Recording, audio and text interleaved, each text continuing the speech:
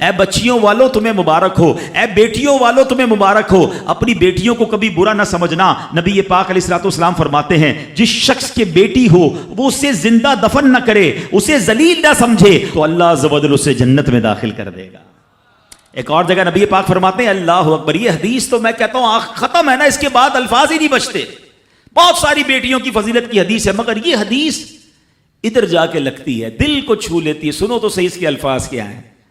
اللہ کے نبی فرماتے ہیں بیٹیوں کو برا مت کہو، میں بھی بیٹیوں والا ہوں۔ ہائے ہائے، ختم ہو گئی نا بات ہے۔ اللہ کے نبی نے صلی اللہ تعالی وسلم نے اپنی نسبت بیٹیوں کی طرف فرمایا میں بھی بیٹیوں والا ہوں۔ بے شک بیٹیاں تو بہت محبت کرنے والیاں، غم گسار اور بہت زیادہ مہربان ہوتی ہیں۔ سنو بیٹیوں والو اور بہنوں والو، اللہ کے حبیب کیا فرماتے ہیں صلی اللہ تعالی علیہ وسلم، میرے نبی کا فرمان ہے کہ جس کی 3 بیٹیاں یا بہنوں کی اس طرح پرورش کرے، ان کو ادب سکھائے، ان سے مہربانی کا برتاؤ کرے، یہاں تک کہ اللہ عز و جل اسے بے نیاز کر دے، یعنی ان کا نکاح ہو جائے، تو اللہ تعالیٰ اس کے لیے جنت واجب فرما دیتا ہے۔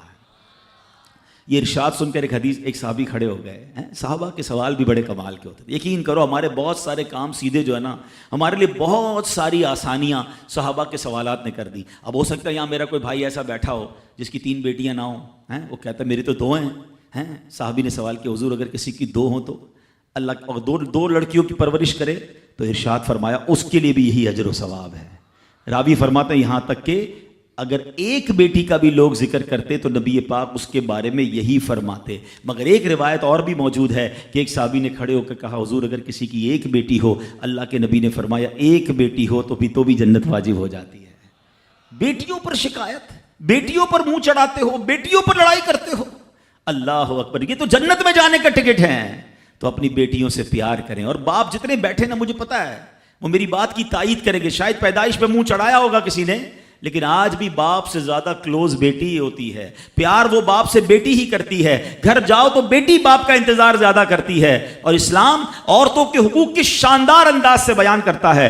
اللہ کے نبی علیہ الصلوۃ والسلام فرماتے ہیں جب کسی کے ہاں لڑکی پیدا ہوتی ہے، سنو، گھر پہ مہمان آئے تو اچھا لگتا ہے نا، اور کوئی بڑا اہم مہمان آ جائے، کوئی بڑے بزرگ آ جائیں تو کتنا خوش ہو جاتے ہیں آپ۔ کئی ایسے بزرگ ہوں گے، کئی ایسے علماء ہوں گے، کوئی ایسی شخصیت ضرور ہوگی جس کو آپ اپنے گھر بلانا چاہتے ہوں گے، مگر آپ سوچتے ہوں گے یار وہ میرے گھر کیسے آئے گا، بہت بڑا آدمی ہے، بڑا مصروف شخص ہے، پسند تو مجھے بہت ہے مگر میں گھر نہیں بلا سکتا۔ سنو، جب تمہارے گھر بیٹی آتی ہے تو پتہ ہے کون مہمان آتا ہے؟ اللہ کے نبی فرماتے ہیں جب کسی کے ہاں لڑکی پیدا ہوتی ہے تو اللہ عز و جل فرشتوں کو گھر بھیجتا ہے۔ ہاں، آپ کے گھر فرشتے آتے ہیں اور کیا کہتے ہیں؟ فرشتے آ کر کہتے ہیں اے گھر والوں تم پر سلامتی ہو۔ پھر فرشتے اس بچی کو اپنے پروں کے سائے میں لیتے ہیں، اس کے سر پر ہاتھ پھیرتے ہوئے کہتے ہیں یہ کمزور سی جان ہے جو ایک کمزور جان سے پیدا ہوئی ہے، جو شخص اس کمزور جان کی پرورش کی ذمہ داری لے گا تو قیامت تک مدد خدا اس کے شامل حال رہے گی۔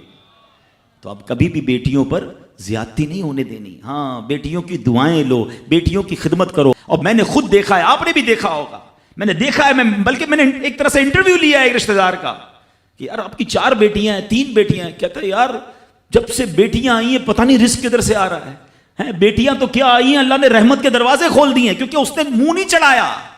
کچھ ہوں گے ایسے بیٹیوں والے جن کا ہاتھ تنگ ہوگا، تو غور کرو جب بیٹی ہوئی تھی تو شکر کیا تھا یا شکوہ کیا تھا؟ اللہ نے تو بھیجی تھی رحمت تمہارے گھر پہ، تم نے اس وقت بھی اللہ کو ناراض کیا، بیوی کو گالیاں دی، ہنگامہ کیا، اب کہتے ہو رحمت نہیں آ رہی۔ تم نے تو کتنی ناشکری کر لی۔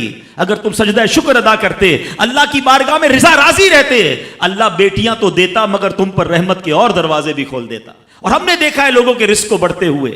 تو کبھی بیٹی کی پیدائش پر آپ نے منہ نہیں چڑھانا ہے، ہاں، نہ اپنی زوجہ کو تانے دینے ہیں، اور بیٹیوں کا خیال رکھیں، بہنوں کا خیال رکھیں۔